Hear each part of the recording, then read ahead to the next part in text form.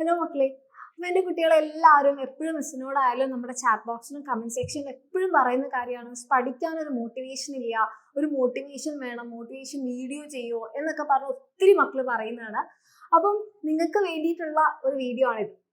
അപ്പോൾ ഒന്നാമത്തെ കാര്യം എന്ന് പറഞ്ഞിട്ടുണ്ടെങ്കിൽ, എന്തുകൊണ്ടാണ് നിങ്ങൾക്ക് ഇങ്ങനെ ഒരു മോട്ടിവേഷൻ വേണ്ടത്, അല്ലെങ്കിൽ എന്താണ് നിങ്ങൾ ഈ മോട്ടിവേഷൻ കൊണ്ട് ഉദ്ദേശിക്കുന്നത് എന്നുള്ളതാണ്. പല കാര്യങ്ങൾ കൊണ്ട് നമ്മൾ ഡൗൺ ആവും അല്ലേ. അപ്പം നമ്മൾ ഡൗൺ ആവുന്ന സമയത്ത് നമ്മൾ ഒന്നെങ്കിൽ നമ്മുടെ പഠിക്കുന്ന ആ ഒരു റുട്ടീനിലേക്ക്, അല്ലെങ്കിൽ പഠിക്കാൻ നമുക്കൊരു ആവേശം തരുന്ന എന്തെങ്കിലും കാര്യങ്ങളായിരിക്കും നിങ്ങൾ ആലോചിക്കുന്നത്. അപ്പോൾ നമ്പർ 1, നിങ്ങളെല്ലാവരും ഡൗൺ ആവാൻ പല കാരണങ്ങളുണ്ട്. ചിലപ്പോൾ ഒന്ന് നമ്മുടെ ചുറ്റുപാടായിരിക്കാം, നമ്മളെ ഡീമോട്ടിവേറ്റ് ചെയ്യുന്ന പല ടോക്സും നമ്മുടെ ചുറ്റുപാടുണ്ടാവും. അപ്പോൾ ആ സമയത്ത് നമ്മളോട് പറയുകയാണ്, നിന്നെ കൊണ്ട് പറ്റും, നിനക്ക് ചെയ്യാൻ പറ്റും, ഇങ്ങനെയൊക്കെ ചെയ്തു കഴിഞ്ഞാൽ നീ തീർച്ചയായിട്ടും മുന്നോട്ട് വരും എന്ന് പറയുന്ന ചില വാക്കുകളായിരിക്കാം ചില സമയത്ത് നമ്മളെ മോട്ടിവേറ്റ് ചെയ്യുന്നത്. അതുമില്ലെങ്കിൽ ചില സമയത്ത് നമ്മൾ ഒരു ഐഡിയ ഇല്ലാതെ നിൽക്കും. പഠിക്കണം എന്നൊക്കെ ആഗ്രഹമുണ്ട്, പക്ഷെ ഒരു ഐഡിയയും കിട്ടുന്നില്ല നമുക്ക്. അപ്പൊ ആ സമയത്ത് നമുക്ക് ഒരാളെ വന്നിട്ടൊരു ദേവനെ പോലെ അല്ലെങ്കിൽ ഒരു ദൈവത്തിനെ പോലെ നമുക്ക് എന്ത് ചെയ്യാണ്, ഒരു പ്ലാൻ തരികയാണ്. ഒരു സ്റ്റഡി പ്ലാൻ ആയിക്കോട്ടെ, അല്ലെങ്കിൽ ഒരു ടൈം ടേബിൾ ആയിക്കോട്ടെ. എന്നിട്ട് പറയാം, ഈ ടൈം ടേബിൾ നിങ്ങൾ കറക്റ്റ് ആയിട്ട് ഫോളോ ചെയ്യുകയാണെങ്കിൽ നിങ്ങളുടെ എക്സാം അടിപൊളിയാവും അല്ലേ. അതും അല്ലെങ്കിൽ ഇപ്പോൾ ഓണപരീക്ഷയൊക്കെ കഴിഞ്ഞ് നമ്മളിങ്ങനെ ഡൗൺ ആയിരിക്കുന്ന സമയത്ത് നമ്മളോട് പറയാം, ക്രിസ്മസ് എക്സാമിന് നീ ഇങ്ങനെ ചെയ്താൽ മതി, അല്ലെങ്കിൽ നീ ക്രിസ്മസ് എക്സാം തകർക്കും എന്നൊക്കെ ഉള്ള ചില ആൾക്കാരുടെ സപ്പോർട്ടായിരിക്കാം നിങ്ങൾ പല ആൾക്കാരും മോട്ടിവേഷൻ കൊണ്ട് ഉദ്ദേശിക്കുന്നത് അല്ലെ. അങ്ങനെയാണെങ്കിൽ എൻ്റെ മക്കൾ തീർച്ചയായിട്ടും കമന്റ് ചെയ്യുക, ഇത് നിങ്ങൾക്ക് വേണ്ടിയിട്ടുള്ള വീഡിയോ ആണ്. ഓക്കെ, അപ്പോൾ മിസ് ആകെ ഇതിനകത്ത് കുറച്ച് കുഞ്ഞു കുഞ്ഞു കാര്യങ്ങളാണ് പറയാൻ പോകുന്നത്. ഒന്നുകിൽ ഇത് നിങ്ങൾ ഇതുവരെ ചെയ്യാത്ത കാര്യങ്ങളായിരിക്കും, അല്ലെങ്കിൽ നമ്മൾ ചെയ്യാൻ തുടങ്ങിയിട്ട് നിർത്തിയ കാര്യങ്ങളായിരിക്കും. അതും അല്ലാന്നുണ്ടെങ്കിൽ നമ്മൾ വരുത്തിയ മിസ്റ്റേക്സ് ആയിരിക്കും. ഇതിൽ എന്തായാലും നിങ്ങൾക്ക് യൂസ്ഫുൾ ആയിട്ടുള്ള ഒത്തിരി കാര്യങ്ങളുണ്ടാവും. ഓക്കെ, അപ്പം നമ്പർ 1, നിങ്ങളെല്ലാവരും ഒരു പ്രോപ്പർ പ്ലാൻ ഉണ്ടാക്കുക എന്നുള്ളതാണ്.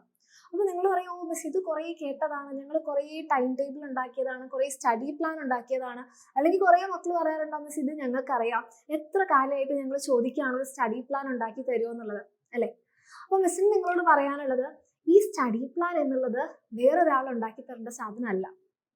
ഫസ്റ്റ് ഓഫ് ഓൾ നിങ്ങൾക്കാണ് അറിയുക നിങ്ങൾക്ക് എത്ര ചാപ്റ്റേഴ്സ് പഠിക്കാനുണ്ട്, എത്ര ചാപ്റ്റേഴ്സ് നിങ്ങൾക്ക് അറിയില്ല, എത്ര ചാപ്റ്റേഴ്സ് പകുതിയായി നിൽക്കുന്നുണ്ട്, നിന്റെ മക്കൾക്ക് ഓരോരുത്തർക്കും എത്ര സമയമാണ് അവൈലബിൾ ആയിട്ടുള്ളതെന്ന്. ചില ആൾക്കാർ സ്കൂളിൽ വിട്ട് 5 മണിക്ക് വീട്ടിലെത്തും, ചില ആൾക്കാർ 6 മണിക്കായിരിക്കും, ചില ആൾക്കാർ രാത്രി ഒത്തിരി നേരം ഇരുന്ന് പഠിക്കും, ചില മക്കളാണെങ്കിൽ രാവിലെ ഒത്തിരി നേരം ഇരുന്ന് പഠിക്കും. അപ്പം നിങ്ങളെ ഓരോരുത്തരെയും ഏറ്റവും ബെസ്റ്റ് ആയിട്ട് അറിയുന്നത് നിങ്ങൾക്കാണ്.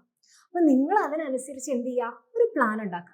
അപ്പോൾ പ്ലാൻ ഉണ്ടാക്കാന്ന് പറയുമ്പോൾ ഞാൻ രാവിലെ എത്ര മണിക്ക് എഴുന്നേക്കും, ഇത്ര മണിക്ക് ഭക്ഷണം കഴിക്കും, ഇത്ര മണിക്ക് പഠിക്കും, അങ്ങനെയല്ല നിങ്ങളുടെ പ്ലാൻ ഉണ്ടാവേണ്ടത്. അവിടെയാണ് നമ്മൾ ഫെയിൽ ആവുന്നത്. അത് തുടക്കത്തിൽ തന്നെ അന്ന് കുറച്ച് മഴയാണ്, ഉറങ്ങി, അപ്പം നമ്മുടെ പ്ലാൻ തുടക്കം തന്നെ ഫെയിലായി. അപ്പം അങ്ങനത്തെ പ്ലാൻ ഉണ്ടാക്കാൻ നിൽക്കാതെ എന്ത് ചെയ്യുക, ഒരു 1 വീക്കിന് വേണ്ടി പ്ലാൻ ചെയ്യാം. അപ്പം ഈ ആഴ്ച എനിക്ക് ഇത്ര സമയമുണ്ട്, ഞാൻ ഇത്ര ചാപ്റ്റേഴ്സ് പഠിക്കും, അല്ലെ ഈ ചാപ്റ്ററിൻ്റെ പകുതി ഞാൻ പഠിക്കും. അങ്ങനെ ഒരു പ്ലാൻ എൻ്റെ മക്കൾ ഉണ്ടാക്കി നോക്കുക. അപ്പം ഇന്ന് നിങ്ങൾ എന്ത് ചെയ്യുക, ഒരു 1 വീക്ക് പ്ലാൻ നിങ്ങൾ ഉണ്ടാക്കുക. എന്നിട്ട് നിങ്ങൾക്ക് അത് വർക്ക്ഔട്ട് ആവുന്നുണ്ടോ നോക്കുക. അപ്പൊ അതാണ് നമ്മൾ നമ്പർ 1 ആയിട്ട് ചെയ്യേണ്ടത്. ഇനി നമ്പർ 2, നിങ്ങൾ എല്ലാവരും പ്ലാൻ ചെയ്യും, പക്ഷേ അത് ഫസ്റ്റ് സ്റ്റെപ്പിൽ തന്നെ എപ്പോഴാണ് ഡ്രോപ്പ് ആവുന്നതെന്ന് ചോദിച്ചാൽ നമുക്ക് അതിന് വേണ്ടിയിട്ടുള്ള റിസോഴ്സ് ഇല്ലാത്തതുകൊണ്ടാണ്. അപ്പൊ എന്താണ് ഈ റിസോഴ്സ് എന്ന് ഉദ്ദേശിക്കുന്നത്? മക്കളെ, റിസോഴ്സ് എന്ന് പറഞ്ഞാൽ നിങ്ങൾ എല്ലാവരും പഠിക്കുകയാണ് അല്ലേ. അപ്പൊ നിങ്ങളുടെ റിസോഴ്സസ് എന്താ, നിങ്ങളുടെ ബുക്സ് ആണ്. അപ്പൊ നമ്മൾ പ്ലാൻ ചെയ്യുന്ന സമയത്ത് തന്നെ നമ്മൾ ഉറപ്പുവരുത്തണം നമുക്ക് അതിന് വേണ്ടിയിട്ടുള്ള ബുക്സ് ഉണ്ടോ, അല്ലെങ്കിൽ നിങ്ങൾ ഏത് ക്ലാസ് ആണ് കാണാൻ ഉദ്ദേശിക്കുന്നത്, അല്ലെങ്കിൽ ഈ സബ്ജക്റ്റിന് നിങ്ങൾ പഠിച്ചു കഴിഞ്ഞാൽ നിങ്ങൾക്ക് പ്രാക്ടീസ് ചെയ്യാൻ വേണ്ടിയിട്ട് ക്വസ്റ്റ്യൻ പേപ്പേഴ്സ് ഉണ്ടോ, അതെൻ്റെ മക്കള് എൻഷുർ ചെയ്യും. ഇപ്പം നമ്മുടെ ബാച്ചിലുള്ള മക്കൾക്കാണെങ്കിൽ നിങ്ങൾക്ക് അതിന് വേണ്ടിയിട്ടുള്ള ക്ലാസ്സസ് ഒരു സംശയമില്ലാതെ ചൂസ് ചെയ്യാം. ആൻഡ് അത് കഴിഞ്ഞാൽ നിങ്ങൾക്ക് ക്വസ്റ്റ്യൻ പേപ്പേഴ്സ് നിങ്ങൾക്ക് അവിടെ ഉണ്ട്, പ്രീവിയസ് ഇയർ ക്വസ്റ്റ്യൻസും അതിൻ്റെ സൊല്യൂഷൻസും അവൈലബിൾ ആണ്. അങ്ങനെ ആ ബാച്ചിലുള്ള മക്കളുടെ കാര്യത്തിൽ നിങ്ങൾക്ക് ഒരു ടെൻഷൻ വേണ്ട, അതവിടെ സെറ്റാണ്. അപ്പോൾ മിസ് ബാച്ചിലില്ലാതെ ഞങ്ങൾ പഠിക്കണ്ടേ, അങ്ങനെയല്ല. അപ്പോൾ നിങ്ങൾ ഉറപ്പ് വരുത്തേണ്ടത് നിങ്ങൾക്ക് യൂട്യൂബിൽ ഫ്രീ ക്ലാസ്സസ് അവൈലബിൾ ആണ് അല്ലേ. അപ്പോൾ പ്ലാൻ ചെയ്യുമ്പോൾ തന്നെ ഞാൻ യൂട്യൂബിൽ ഈ ലൈവ് കാണും, എന്നിട്ട് അതിൻ്റെ ഈ ക്വസ്റ്റ്യൻസ് ഞാൻ പ്രാക്ടീസ് ചെയ്യും. അപ്പോൾ ക്വസ്റ്റ്യൻസ് പ്രാക്ടീസ് ചെയ്യാൻ മിസ് പ്രീവിയസ് ഇയർ ക്വസ്റ്റ്യൻസിൻ്റെ ബുക്കില്ല, നിങ്ങൾക്ക് അങ്ങനത്തെ ഒരു ബുക്ക്, ഒത്തിരി ബുക്സ് മാർക്കറ്റിൽ അവൈലബിൾ ആണ്. ഈവൻ നമ്മുടെ എക്സാമിനറിൻ്റെ ബുക്ക് പോലും ഉണ്ട്. നിങ്ങൾക്ക് അത് വേണമെങ്കിൽ ഏതാണോ നിങ്ങളുടെ ചോയ്സ്, ഇത് തന്നെ വാങ്ങണമെന്ന് മിസ് പറയില്ല, നിങ്ങൾക്ക് ഏതാണോ ഏറ്റവും നന്നായിട്ട് തോന്നുന്നത് അത് വാങ്ങിക്കുക, അത് സെറ്റാക്കുക. ഓക്കെ, ഒരു പ്രോപ്പർ ആയിട്ടുള്ള റിസോഴ്സ് ഉണ്ടെങ്കിൽ തന്നെ നമ്മളുടെ ഫസ്റ്റ് സ്റ്റെപ്പ് അവിടെ ക്ലിയർ ആയി. അതല്ലാന്നുണ്ടെങ്കിൽ എന്താ പറ്റുക, പ്ലാൻ ഒക്കെ ചെയ്തു നെക്സ്റ്റ് ഡേ നമ്മൾ പഠിക്കാനും ഇരുന്നു, പക്ഷേ പഠിക്കാനിരിക്കുന്ന സമയത്ത് ഈ ബുക്കില്ല, ഈ ക്വസ്റ്റ്യൻ പേപ്പർ ഇല്ല, ആ നോട്ടില്ല, ഈ നോട്ടില്ല, അവിടെ തന്നെ തീർന്നു അല്ലേ. ഇനി മൂന്നാമത്തെ കാര്യം, നമ്മൾ എപ്പോഴും എന്താ ചെയ്യുക, തിയറി അല്ലെ, കോൺസെപ്റ്റ് എപ്പോഴും പഠിച്ചുകൊണ്ട് പോകും. അപ്പൊ നിങ്ങൾ വിചാരിക്കും അപ്പൊ കോൺസെപ്റ്റ് മനസ്സിലാവണ്ടേ? യെസ്, തീർച്ചയായിട്ടും വേണം. കോൺസെപ്റ്റ് നമ്മൾ ക്ലിയർ ആയിരിക്കണം. പക്ഷെ അത് മാത്രം പോരാ എന്നാണ് മിസ് പറഞ്ഞത്. അപ്പൊ നിങ്ങൾ എൻഷുർ ചെയ്യേണ്ട ഒരു കാര്യമാണ്, ഇപ്പൊ നിങ്ങൾക്ക് മിസ് നേരത്തെ പറഞ്ഞു നിങ്ങളുടെ കയ്യിൽ ക്വസ്റ്റ്യൻ പേപ്പേഴ്സിന്റെ ബുക്ക് സെറ്റോ അങ്ങനത്തെ ഒന്നും ഇല്ല എന്നാണെങ്കിൽ നമുക്ക് നമ്മുടെ നെറ്റിൽ തന്നെ ഒത്തിരി ക്വസ്റ്റ്യൻ പേപ്പേഴ്സ് ഡൗൺലോഡ് ചെയ്യാൻ കിട്ടും. ഓക്കെ, അപ്പൊ ആ ക്വസ്റ്റ്യൻ പേപ്പേഴ്സ് നിങ്ങൾ എന്ത് ചെയ്യുക, പ്രാക്ടീസ് ചെയ്യുക. കാരണം പ്രീവിയസ് ഇയർ ക്വസ്റ്റ്യൻസിന്റെ അതേ പാറ്റേണിലാണ് നിങ്ങൾക്ക് എന്ത് വരിക, എക്സാംസ് ഒക്കെ വരും. അപ്പൊ നിങ്ങൾ എന്ത് ചെയ്യണം, ക്വസ്റ്റ്യൻസ് പ്രാക്ടീസ് ചെയ്യണം. ഇനി നാലാമത്തെ കാര്യം എന്ന് പറഞ്ഞിട്ടുണ്ടെങ്കിൽ നിങ്ങൾ എല്ലാവരും എക്സാംസ് അറ്റൻഡ് ചെയ്യുക എന്നുള്ളതാണ്. കാരണം കുറേ മക്കൾക്ക് വരുന്ന ഒരു പ്രശ്നം എന്താന്ന് പറഞ്ഞാൽ, എക്സാമിന്റെ സമയമാകുമ്പോൾ ഈ പഠിച്ചതൊന്നും എങ്ങനെയാണ് എഴുതേണ്ടതെന്ന് അറിയില്ല. അപ്പോഴവിടെ നമ്മളുടെ പ്രശ്നം എന്താ, നമ്മൾ എക്സാം എഴുതി നമുക്ക് പരിചയം ഇല്ലാത്തത് കൊണ്ടാണ്. അപ്പം ബാച്ചിലുള്ള മക്കൾക്കാണെങ്കിൽ നിങ്ങൾക്ക് തന്നെ ഓൾറെഡി അറിയാം, നമുക്ക് ഓരോ ചാപ്റ്റർ കഴിയുന്ന സമയത്ത് നമുക്ക് ടെസ്റ്റുകളുണ്ട്.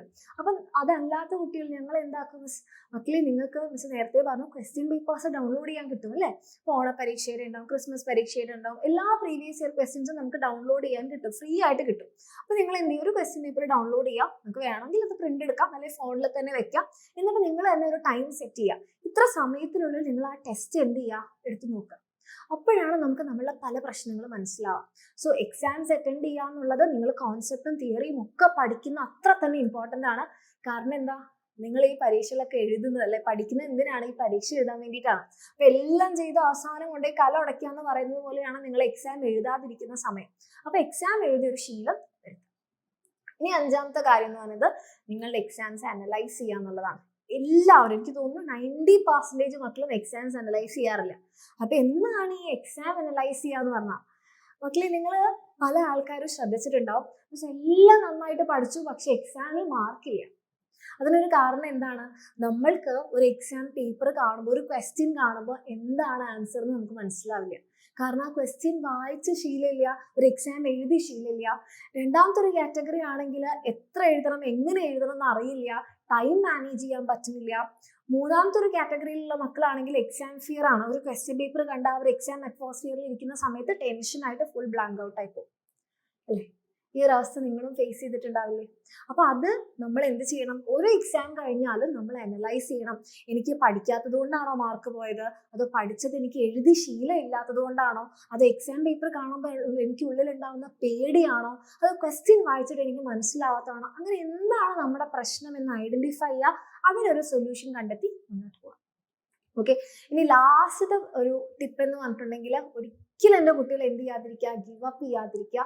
നിങ്ങൾ എന്തൊക്കെ സ്റ്റാർട്ട് ചെയ്തിട്ടുണ്ടാവും, ചിലപ്പോൾ ചില മക്കൾക്ക് അത് സ്റ്റാർട്ട് ചെയ്യുന്ന അതേ ഫേസിൽ അതിൻ്റെ റിസൾട്ട് കിട്ടണമെന്നില്ല. അപ്പോൾ അയ്യോ എനിക്ക് റിസൾട്ട് കിട്ടിയില്ല, എല്ലാവർക്കും കിട്ടി, ഞാൻ മാത്രം ഫെയിലിയർ ആയിപ്പോയി എന്ന് ചിന്തിക്കരുത്. നിങ്ങൾ സിൻസിയർ ആയിട്ട് ഹാർഡ് വർക്ക് ചെയ്യുകയാണെങ്കിൽ ഇന്നല്ലെങ്കിൽ നാളെ തീർച്ചയായിട്ടും നിങ്ങൾക്ക് അതിൻ്റെ റിസൾട്ട് ഉണ്ടാകും. നിങ്ങൾ ഒരു കാരണവശാലും ടെൻഷൻ ആവണ്ട. കാരണം നിങ്ങൾ ചെയ്യുന്നത് ഒരു നല്ല കാര്യമാണ്, പഠിക്കുക എന്നുള്ളത് ഒരിക്കലും നിങ്ങൾക്ക് വേസ്റ്റ് ആവില്ല. അപ്പോൾ ഒരു തരത്തിൽ അല്ലെങ്കിൽ മറ്റൊരു തരത്തിൽ ഇന്നല്ലെങ്കിൽ നാളെ തീർച്ചയായിട്ടും നിങ്ങൾക്ക് അതിന്റെ റിസൾട്ട് ഉണ്ടാകും. ഒരിക്കലും അത് ഉണ്ടാവാതെ പോയിട്ടില്ല.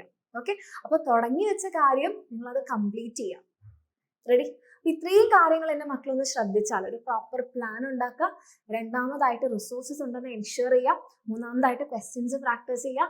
നാലാമതായിട്ട് എക്സാംസ് അറ്റൻഡ് ചെയ്യുക. അഞ്ചാമതായിട്ട് എക്സാംസ് അനലൈസ് ചെയ്യുക. ആൻഡ് ആറാമതായിട്ട് നെവർ ഗിവ് അപ്പ്. നിങ്ങൾ ഒരിക്കലും നിങ്ങളുടെ ട്രൈ എന്ത് ചെയ്യാതിരിക്കുക, വിട്ടുകൊടുക്കാതിരിക്കുക. Keep on trying. എന്തായാലും നിങ്ങൾക്ക് റിസൾട്ട് ഉണ്ടാകും. ആൻഡ് റിസൾട്ട് ഉണ്ടാവുന്ന സമയത്ത് അത് നമ്മൾ തിരിഞ്ഞു നോക്കുമ്പോഴാണ് ഞാൻ ചെയ്തതൊക്കെ വർത്തായി, എനിക്ക് ഗുണം ഉണ്ടായി നിങ്ങൾക്ക് മനസ്സിലാവാം.